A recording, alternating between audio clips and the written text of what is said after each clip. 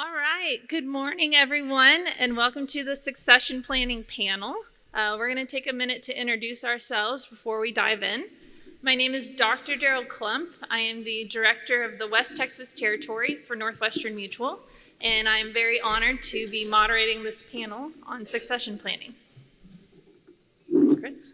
All right, my name is Chris Jones. I'm a partner at the Sprouse, Shrader Smith Law Firm. I mostly handle trust and estate and tax matters, and I also run a real estate business that does 1031 exchanges. My name is Whitney Wells with Amarillo National Bank. I'm in the asset management department, and for about 15 years now, I've worked in wealth management with helping clients mostly in retirement and legacy planning. Eric Alexander.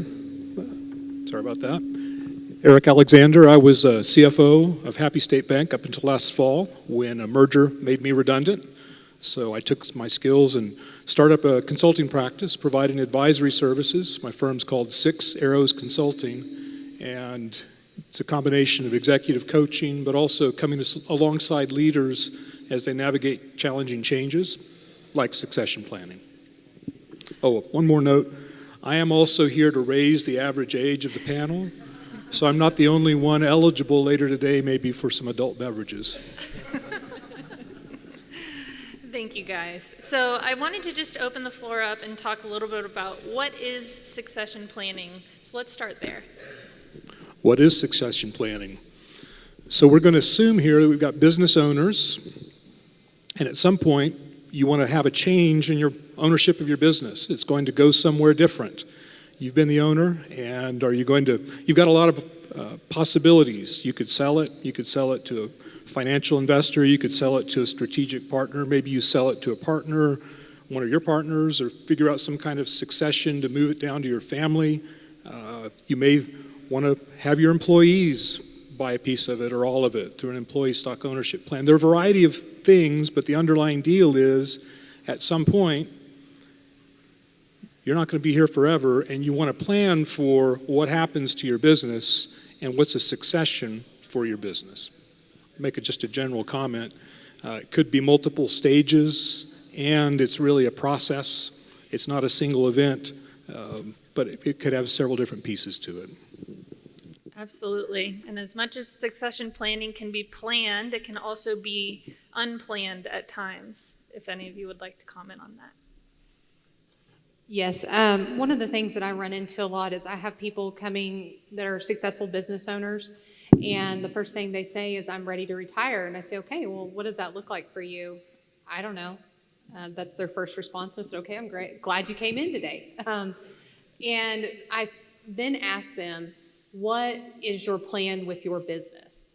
And they, again, look at me and say, I don't know, but I'm ready to retire. So that's where we kind of start to say, well, we've got to start somewhere, which is great. I'm glad you're here, but we've got to first start building our team. You need a team around you. If you want to retire and you don't, or you just, maybe this isn't the business you want to stay in forever. Maybe you want to sell it and go to another business. You need a plan. And so that's what the business succession planning looks like. And we start with a team, and I'll let Chris jump in on what teams look like. Yeah, sure. When you jump into succession planning, I mean, there's a litany of issues you got to talk about: tax issues, family issues. If it's a family business, do you have a kid that's going to take the business over and kids that aren't going to take the business over? And how do you go about that in a fair, equitable way for the kids? But usually you want to have a team of advisors. You always want to have a CPA involved. You always want to have a lawyer involved. And a lot of times you need a banker involved too, especially if you plan on selling the business, to make sure that whoever's going to buy it from you can obtain financing and do those sorts of things. And to put yourself in a position, a lot of times you need some runway and some time to do those things. I always wonder, if a client wants to sell the business, have you gone to the bank? Have you talked to somebody like Whitney about what's it going to take for a buyer to be able to get a loan? Maybe they can come up with 20%, but how are you going to justify to the bank that this business is worth loaning 80% and it's going to be a good deal for the bank? But you always want to have a team involved, and consultants can come in and play in a very, very important way too, because a lot of times with these questions, It won't be a legal question. It won't be an accounting question. It'll be a family relationship strategic type question. And you often want to have somebody come in that can play quarterback on the deal and organize the accountants and the CPA, and that role can be invaluable. So I'd say at a minimum, you want a CPA, a lawyer, and oftentimes you want a consultant or somebody that's been there before to give you some framework and get you started ahead so you're not reinventing the wheel for your process. Can I jump in and add a comment on that? So there's definitely lots of important technical parts, but Chris just mentioned there's also some softer, less technical. Maybe I shouldn't use the word softer because some of these are actually hard to deal with. But alongside making sure it's structured right for tax, making sure you're thinking through all the legal pieces, there's a personal aspect too. This is probably your baby. Your identity may be wrapped up in a significant way.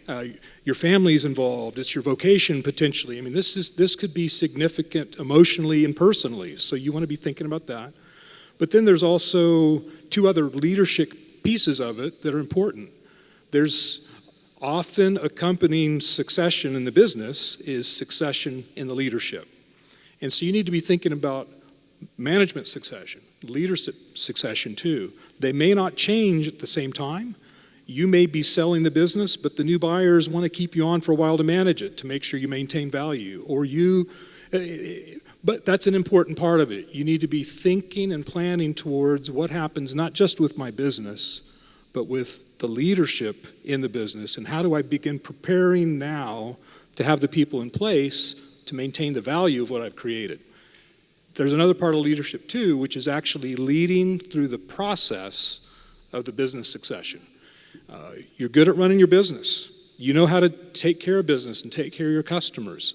But this is something new for you. You've not done this before, and there are lots of different aspects, technical and non-technical, where there's a leading process to get it done, and it involves change management, it involves communication, it involves keeping all the balls in the air and keeping all the right experts involved. But those are important pieces of it that are easy to overlook. You don't want to overlook those. Absolutely. Let's talk about a more maybe practical topic. So let's give an example. You have a family-owned business. The patriarch of the family has run the business, built it from the ground up, and they come to you and say, hey, I'm tired of grinding every day, all day. I'm ready to enjoy my life and the fruits of my labor, and I'd like for my son to take over. What are the different ways that you can transition that business of ownership from father to child? Well, I'll jump in and I'll say the first thing you want to talk about is when they say transition now, what do you mean? Because sometimes dad might just be done and he wants to hand over the entire business. But more often, I'd say it's a slower process where we want to, get the kid's foot in the door, maybe start with a management position or turn over the day-to-day activities, and set up a framework where that son can eventually take over the equity interest too. And we want to put him in a position to where if dad gets hit by a bus, that son in particular is not going to be beholden to his siblings who might inherit the majority stake. If there's 4 siblings and that son only inherits 25%, we want to make sure he's in a position to buy the other 75% and do so in a way that he's going to be able to be successful. And oftentimes that sets up framework of, maybe we put a buy-sell in place. So if son only owns 10% or 20%, that if dad gets hit by a bus, that son is able to finance the rest of it over time, that his siblings are required to sell it to him. But I'd say the first step with dad is to talk to him about what does this look like? Do you want this son to have the entire business? Do you want his siblings to continue to be partners and share in the profits of the business? 20 years from now when dad's gone, or 40 years from now when dad's gone, I usually ask the question, if I could snap my finger, and move to the future, what does the perfect picture look like? Does it look like son owning 100% and it's his business? Or does it look like son and siblings running the business together? And then once we have that answer, we can build a couple of options for a roadmap on how to get there. But there's always certain obstacles, And the question we always come back to in those situations when there's multiple siblings is fair equal and is equal fair? Because you might have a sibling step in and start running the business and growing the business, and now the business might be twice as big because the sibling has been in it.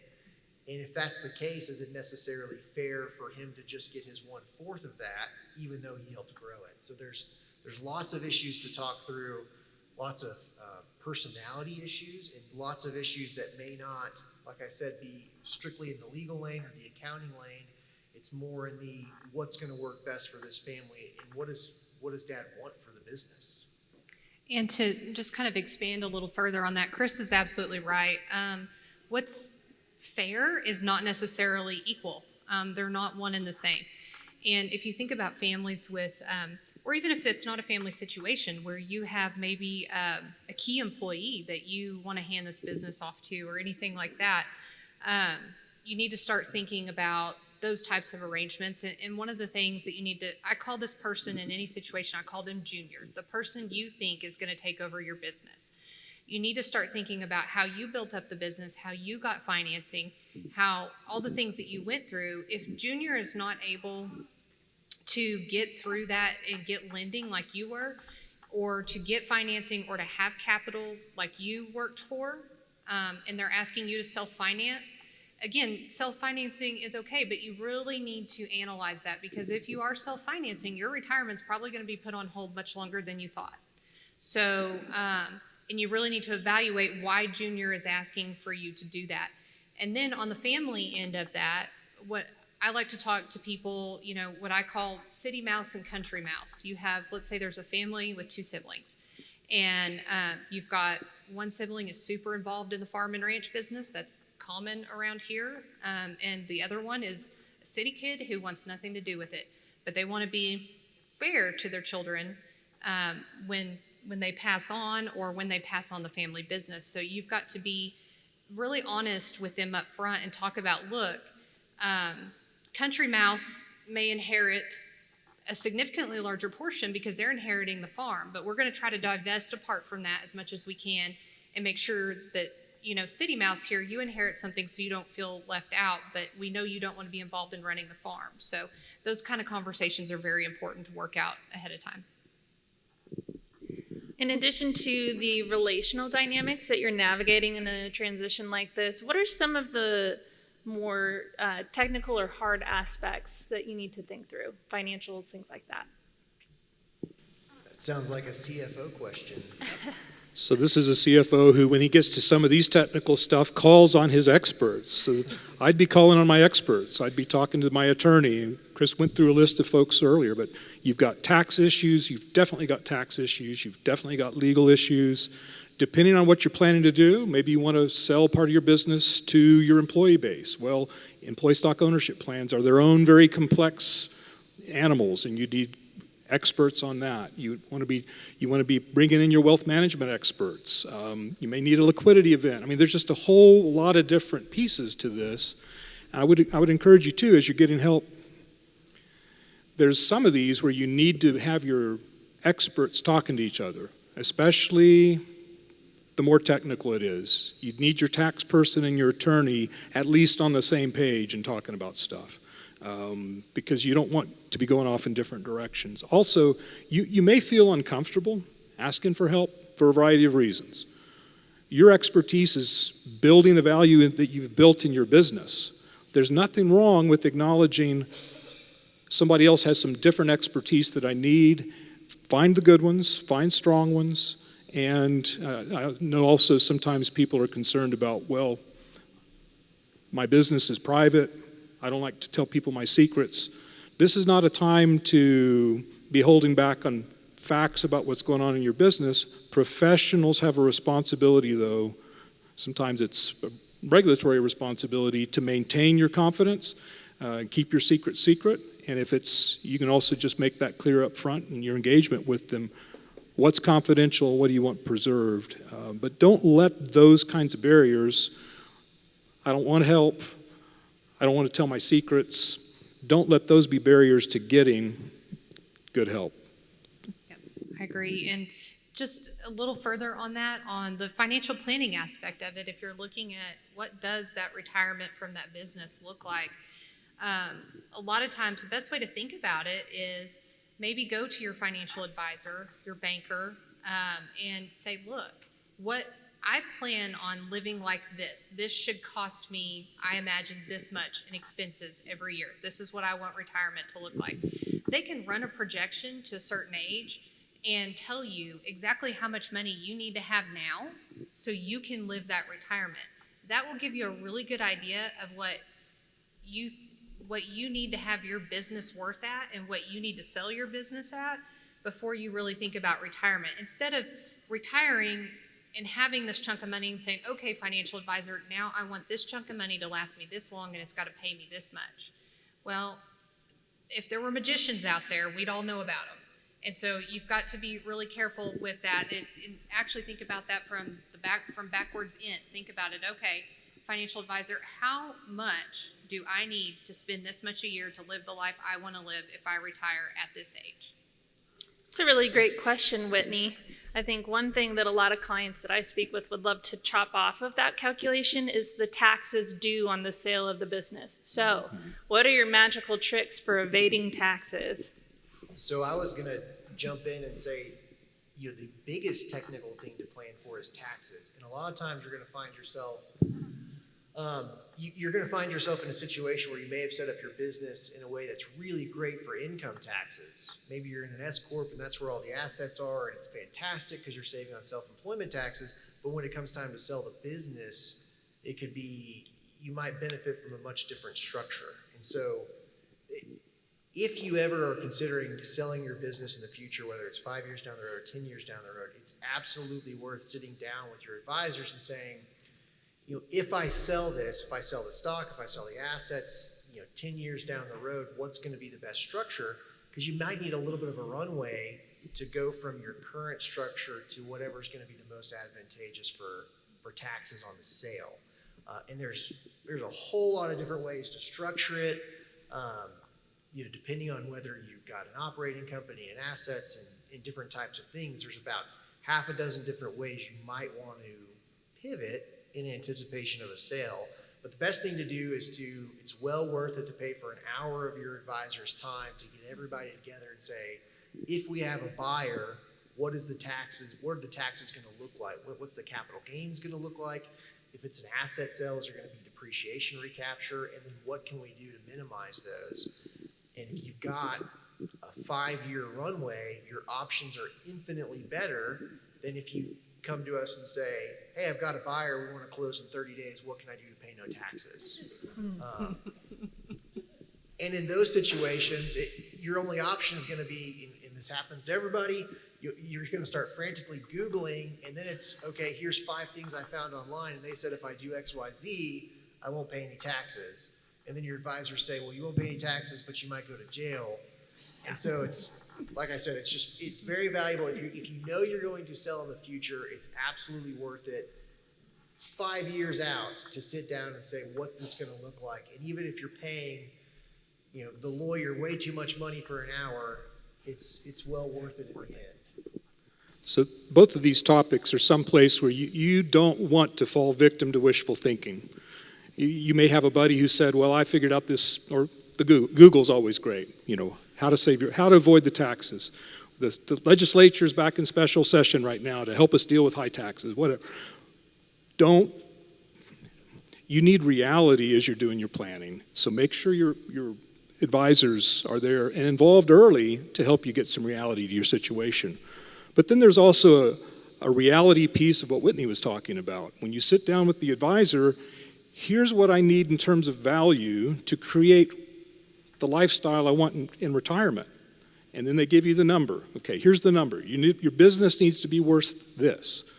Well, there are 2 different ways to look at that business. You can look at it starry-eyed, wishful thinking of, wow, I've created a lot of wealth here. Your business may not be worth yet what you need to sustain the lifestyle you want in retirement. However, if you do your planning and get involved early enough thinking about this, there are things you can do to grow the value of your business. Be working towards that. You don't just want to have this hope for a shiny outcome that doesn't have any basis in reality. And there's a common theme here among everybody. Get involved in your succession planning early. And I would say as soon as you realize that you have a successful business that you can that's been going for a couple of years and it's doing well and it's growing, that's when you need to start thinking about your succession planning, not a year before you want to retire. So the earlier you do it, the better it's going to be. So we've been speaking a lot to the senior business owner in this content. Let's flip and speak to those who may be the junior and thinking about being the successor. What are some things they can do to prepare themselves financially to make that a successful and seamless transition? Eric, I'm going to let you take that one. So I get to go first on that one. So junior needs to understand the business. I'm going to assume here junior could be male or female, right? Yes. Yeah. Junior needs to understand the business. Junior needs to be building the same advisory understanding of the transaction and the possibilities. Both generations need to understand the business and what could happen in the transition. I'm going to pause there and let somebody else speak up and see what else comes to mind. Well, I'll say it's an exciting time to be a junior.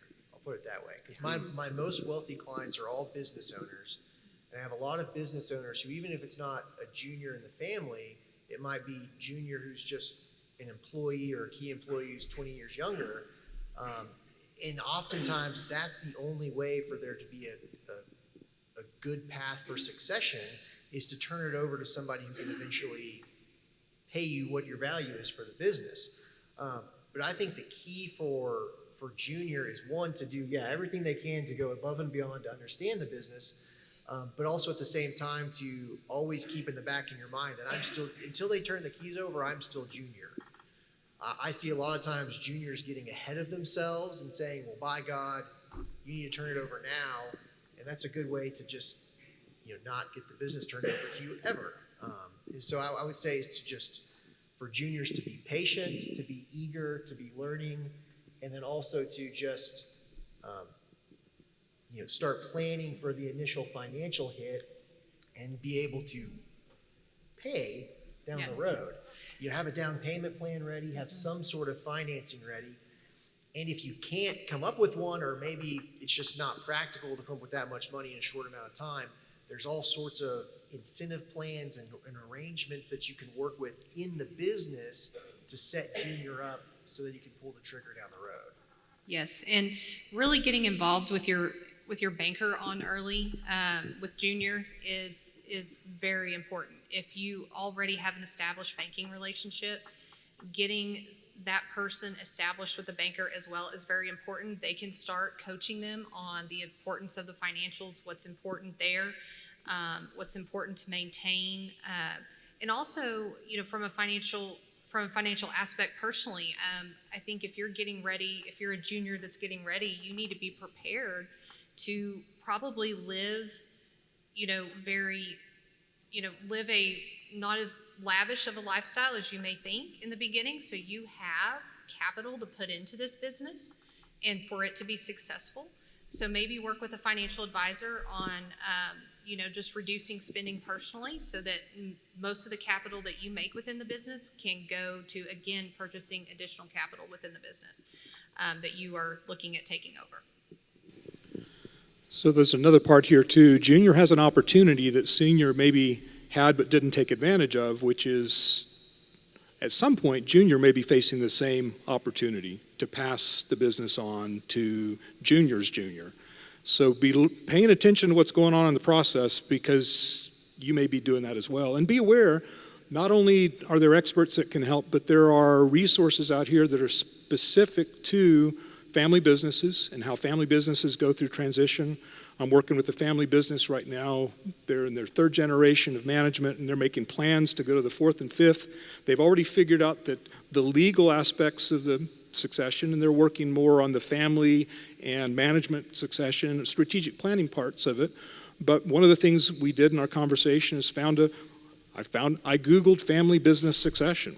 and found Harvard Business Review, Family Business Handbook. So, nobody's paying me to talk about this book, but it's really helpful, and there are resources out there that you're not the first one who's done this. And if you can learn from others who've done it, there are conferences out there for family businesses. There are technical firms that specialize in family businesses.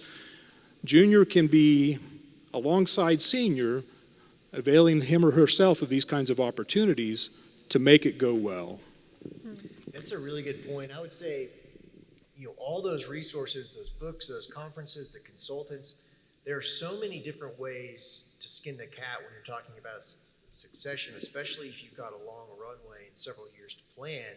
That the other thing I would say too is, as you're evaluating those plans, if someone tries to pitch you something that you don't have a good feeling about, or you say that's not going to be a good fit, I think just be aware that there's about 50 other ways you can probably approach the problem, and you certainly can almost always find something that's going to be a good fit for your specific situation, or at least a better fit.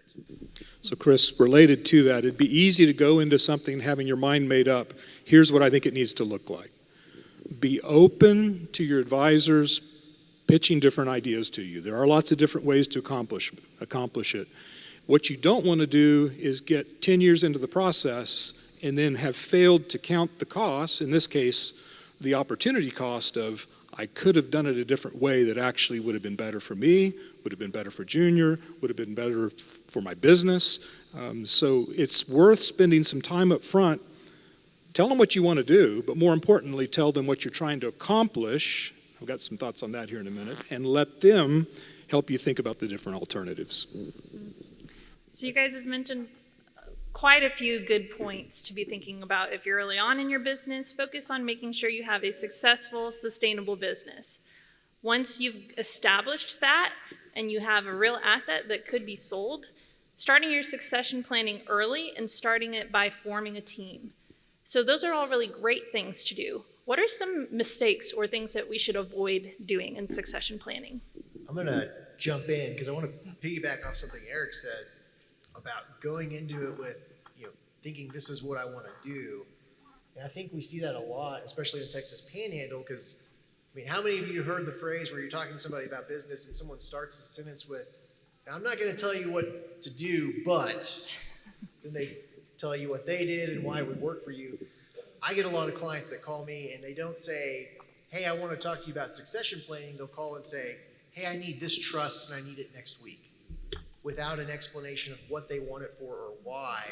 And so I think one of the mistakes is probably, talking to a friend or a neighbor and getting an idea of, I need to do a monetized installment sale so I don't have to pay any capital gains tax, and that's the only thing I want, and I want to hire you to do that, as opposed to stepping back and considering the entire situation and looking at all the options to find one that's going to fit best. Yeah, and Chris is right. One of the things that I see most commonly is that people will fight tooth and nail to avoid taxes. They will sometimes encounter even more expensive situations than they would have otherwise, just to somewhat avoid taxes. Just as a successful business owner, just know you're going to owe taxes. It's a part of life. What we can do through proper planning, we can do what we can do to reduce them.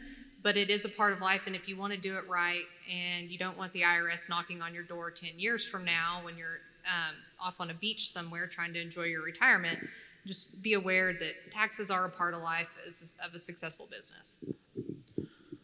So I want to jump back for just a minute and tag on to Chris's comment. I mentioned I'm helping a family business right now as they're thinking about planning and moving on into the future, multiple generations. Chris makes a good point here. Don't just come with your strategy or your proposed transaction. You need to back way up and be very clear, crystal clear about your objectives. And when I say you, that may be a singular you. If you may be the only one that has to be involved in that decision, or the you may be the management team, the family, whatever. You need to think about who is important in identifying the objectives. And spend some time on this. I did this with the family, and I asked 2 sets of questions to help probe where we were getting past surfacey answers. You don't want surfacey answers. You want to know what you're trying to accomplish, because you don't want to get 10 years into this And then you'll have experts that are expertly leading you down a path, and then you figure out, well, wait, I wished I'd gone that way. So 2 sets of questions were really helpful in a conversation I was having with the family. One is, 10 years from now, how will we know that we succeeded? And then articulate that. Alternatively, 10 years from now, how will we know if we failed? Or, put it a different way, what are my non-negotiables? As I'm going through this process, as we're going through this as a family, as a business, what must happen? Or what must not happen? You need to know those up front, and you need to communicate those to your experts. They may push back a little bit of, well, that's not very realistic, or they're incompatible, but they need to know what you're trying to accomplish so they can help craft a path for you. A key way to really mess up is not be clear about what you're trying to accomplish. I've also got a list of about 6 other things you can do that destroy value. Right. One of the things that you can do to early on, well, I mean, again, that's a common theme. Don't think it's too early to start thinking about these things, ever. But one of the mistakes that you can make is you might have your key people or your family or whoever that is that you're thinking about taking over your business. They know you're looking at retirement, but you are not. And we tend to do this in the Texas Panhandle. We tend to be very guarded and not talk about things until it's time. But you want them to know. You want your key people. You don't want everybody to know, because you don't want to. This can affect the value of your business possibly. But your key people that you don't want to lose, they need to know what's going through your head. Because they're the valuable part of your business too. They're just as valuable as those financials. So they need to know what's going through your head, but they need to understand the confidentiality as well that maybe not everybody needs to know. How about on the financial side? What are some financial mistakes that you've seen in succession planning? You can fail to get your financial house in order. That's not good. If you can be planning ahead, so let's just think for a minute. Often in family businesses, you will have personal activities that get entwined, and there are ways to do that that are totally not appropriate for tax reasons. There are ways to do it that are a little more gray, whatever. I'm not here to talk tax. I'm just saying it's not unusual in a business to have some non-business things going on. You want to clean that up. You want to have the business really where the financials reflect the true economics of what's going on in the business. You need that for a variety of reasons, especially if you're selling to a third party. They can't establish it, or they will discount it, not being able to rely on your numbers and not give you the value it's really worth if I'm paying my sister-in-law's college education or whatever. There are all kinds of things you can do. You want to strip those out at an appropriate time and figure out a different way to fund those. Another thing you can do to help prepare is, if you're not, consider getting audited financials, particularly if you're planning to sell to a third party, because that can give you a more objective perspective on the quality of the numbers. And if you've got several years of audited financials, a third party that wants to buy your business can rely on those numbers more highly. I'm not a little off the question, but it's also relevant as you're preparing. And be prepared to pay for good advice. It is totally worth it. And I'm sure Chris probably has several stories of where people have walked into his office where they didn't get good advice and he had to clean it up. And I'm sure what the cost of getting that cleaned up was way more than paying for good advice in the beginning. Yeah, sometimes we say, you can pay us now or you can pay us later, but often you're costing yourself down the road. I'd say that the 3 big issues I see on the financial side of deals are, one, we see people get starry-eyed and they'll take a higher offer from a less desirable buyer. We see that a lot. And they're going to pay 20% more, but it's going to be seller financed. And if you're seller financing 80% of your business, you're taking on a big risk in that person. And even if they personally guarantee it, you can't get blood out of a turnip. And so if you seller finance your business, the business declines, you may have some real problems getting paid down the road. And so one, I'd say, don't go for the top line number over everything else. Make sure you're evaluating if you've got competing offers. Make sure you're also considering, how safe is a deal. I mean, cash is king. If you're getting a big check and you get to go sit on a beach, that might be worth taking 10% less, as opposed to worrying about seller financing and having to monitor the business. The second one, which is very, very specific, but it comes up so often, is if you're selling a business, think about the capital that needs to be left in the business. A lot of times you'll work out a deal, we'll work out a number, we'll have a valuation, and then you'll get almost to the 10-yard line, and then it'll come up with, wait a second, I thought you were leaving $250,000 in the bank account for the business for operating capital. So the net operating, there's always an operating capital adjustment if you're selling the entire business as a whole. And so you want to be thinking about that in advance as far as how much capital is this buyer going to need, because you want to set them up for success. And then the last one I completely forgot about, but I'm sure I'll remember when it comes up. I'm sure it will come right back to you. So I've heard plan early, plan with the team. Before we move on to questions, what would be your one other best piece of advice aside from those two things? Well, Eric, I'll let you start. Okay. Don't let emotions cloud your judgment. I know, easier said than done. Did you hear the comment here? This is emotional, inescapably emotional. But there are places in this process you can destroy value for yourself, for the business, for Junior, if you let your emotions cloud your judgment. A couple of examples. You've worked out, along with your plan for the business succession, you've worked out a leadership succession, but then you decide you don't want to start letting go of the reins, and it's an emotional decision, not really a business reason. Okay, that can hamper the future of the business. You may fall in love with, you may go into a deal having in your head a view of the value of the business that's unlinked from economic reality. Your advisors can help you get connected with the economic reality, but it's easy to attach your brain to a number that is really high that may not be achievable. And you can make stupid decisions emotionally if you're looking at it that way. You can also fall in love with the deal and not know when to walk away. And so there are just lots of different places, and your advisors can help you here. They can provide some counsel of, careful, and also coming back again and again to what am I trying to accomplish? What are my objectives? That can help guard against that, but just be aware that you can really tear things up if you let your emotions get too involved.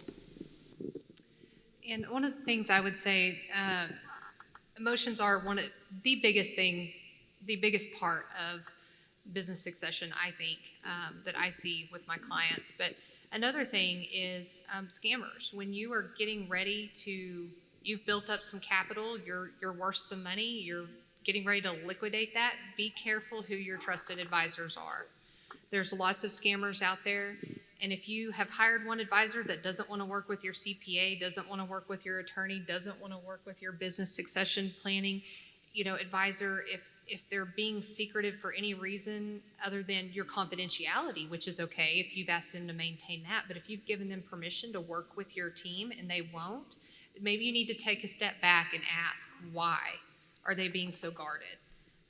So just be very careful and vet out the people that you choose to be on your team. I will say, just on piggybacking on what Whitney just said, I have had some of those Google people get involved, and they'll often say, now your attorney's going to tell you you can't do this, but they don't understand X, Y, Z, and that's just, always be aware of those. I'd say my biggest piece of advice is to just understand you're going to have to approach succession planning different than your business. A lot of my clients who are very successful business owners, you guys are wheeling and dealing and making fast decisions, and you grow the business quick, but when it comes to selling your business that you've built your whole life, it's really important, and I think it's important to slow down and be methodical and analytical, and we're not going to make any rash decisions. And if Junior or somebody tells us that they need an answer in 48 hours, we'll just tell them no. Because the last thing you want to do is to do it too quickly, and get rushed into a decision that you haven't thought through and that you're not comfortable with. So I'd say it's perfectly fine to take it slow, make sure you're comfortable. Don't let anybody force you into making quick decisions or rash decisions that you might regret later. That's wonderful. We're going to go ahead and open the floor for questions. I'm going to steal Chris's mic. Share.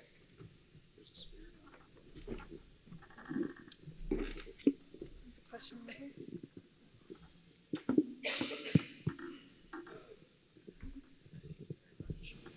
So one of the things we see at the Enterprise Center is often a big hurdle for small business owners is just comfort in, like you mentioned, balance sheet, P&L, cash flow, and their eyes kind of glaze over and they go, well, that's what my CPA is for.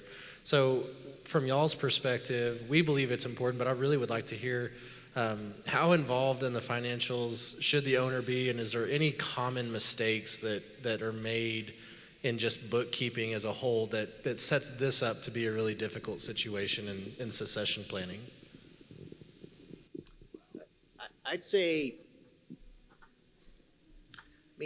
I've got plenty of clients who are business owners who are just so good at their business that they almost don't have to understand the financials because they make enough money, and it's almost like they've made a judgment decision that I can make more by just going 100 miles an hour doing deals and having my CPA and lawyer clean up after me than I can by slowing down and doing things the air quotes correct way and understanding the financials. But I think if you're going to approach an exit plan or a succession plan, the business owner has to understand the financials and probably eventually will have to do the work to understand what their balance sheet and financials mean if they want to make sure they're getting a good deal or if that they're getting the appropriate deal. Because if you don't understand the financials, if you can't dig in there and say, okay, well, for instance, we have a lot of business owners, this may come as a shock, that use their business accounts for personal stuff. And if you're writing off vehicles and personal expenses and you're pushing down your net income, if you can't explain that to a buyer of, well, yeah, our revenue is this and our profits only, we didn't make a profit. In fact, we've lost money the last 4 years, but really it's a good deal because of X, Y, Z. If you don't understand the financials, you won't be able to articulate why it's a very good cash flowing business, even though it's been shown as a loss the last 4 years. Dairy farmers, I've never met a dairy farmer that's paid taxes, income taxes, yet they're very successful and very wealthy, and you can't articulate that to a buyer, articulate the value you're selling them, I don't think, unless you understand the financials. So while you're operating, it may be okay to go 100 miles an hour and not understand the books, but down the road, if you never do the work to understand it, you might be just fine, but you're not going to know if you got a good deal or what the business is truly worth, in my opinion. Great question. Oh, So Brian, when you lob that at a CFO, that's a softball question. Because of course, there's value in the numbers and the owner can benefit from understanding what the numbers are telling you. So a couple of quick things there. First of all, there's an opportunity to know what's going on in your numbers so you can manage your business better. There's also an opportunity when it comes to get on the negotiating table, and I'm supposing here you're selling to a third party, they're looking at your numbers. If you don't understand them, they do. You're at a negotiating disadvantage if you don't have at least some understanding of your numbers at that point. Suggestion, if you're not versed with your numbers and you're not comfortable that your finance team is helping you understand your numbers, I'm assuming you've got a CPA that's helping you with your taxes. Pay them a little extra to sit down and say, I need to understand my numbers better. What do I need to understand better? And secondly, what do I need to do to get my financial house in order? I promise you they will have opinions on both of those, and those will be valuable and useful for you. Right up front. Okay. I am in the beginning nightmare throes of this operation. And here's my question, because I come from Orlando, Florida, guys. I'm not actually from Amarillo. Today's my birthday, and my children bought me this summit to come to because I like small business. I am selling my practice to my son in Orlando, okay? However, he doesn't want to get a loan. He wants me to self-finance, seller finance. Okay. Meanwhile, my son here that I'm visiting is a CFP, and we're also going to be doing some business here. And he's starting to advise me not to take a seller finance because my son may or may not run the business into the ground once I'm gone. You told me not to get emotional on this kind of a thing, but I'm telling you, how do I tell my son, don't find a loan somewhere because I don't trust you in not running a good business into the ground? Hire Tim, tell him for you. So it's inescapably emotional. It's family tied up with it. It's a transaction. You've got different parts pulling. So I'm not saying you won't be emotional. It's impossible not to. But you want to work to not let your judgment be clouded from your emotions based on what you're trying to accomplish. Now, what you're trying to accomplish, working that out of how do you navigate junior A and junior B and your objectives, that's beyond my pay I grade. need a lawyer. Hi, you got a few moments?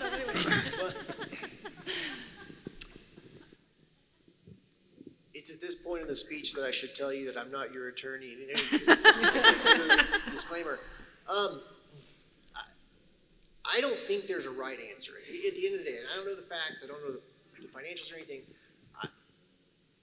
I think there's no right answer in how to proceed as whether to do seller financing or not. I think the right answer is to make sure that you understand the pros and cons of seller financing, the pros and cons of not. Because if you don't offer seller financing in a lot of these businesses, there just may not be an option to go get a loan. And that may not be based on the buyer, it might be based on the type of the business.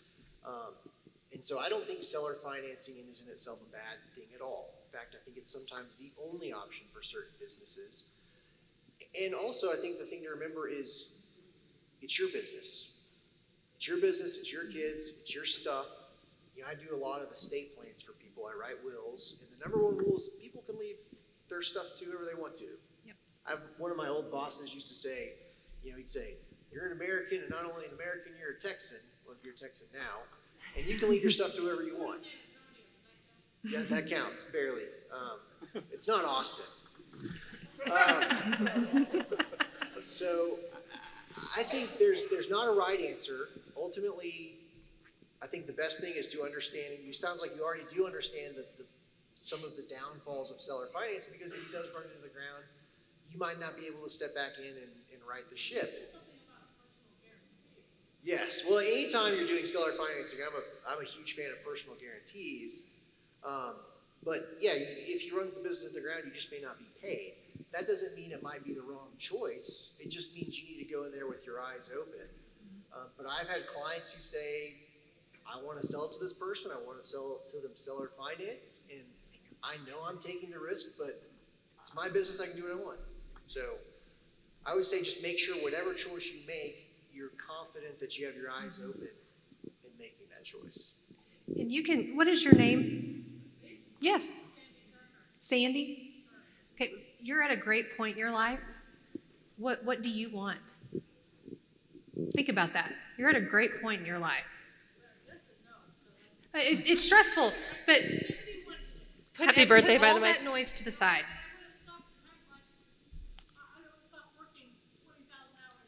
Yeah. Yep.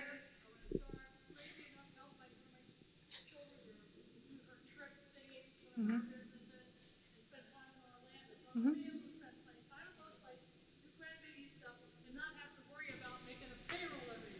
There you go. That's where you start making your decisions. Not all that drama on the outside. Start with the objectives. Yep. Awesome. Okay. Happy birthday to you. And I think that's all the time we have for questions, but the panel will hang around afterwards. Thank you guys so much for sharing your expertise and your time, and I think lunch is next, so. Thank you. Thank you.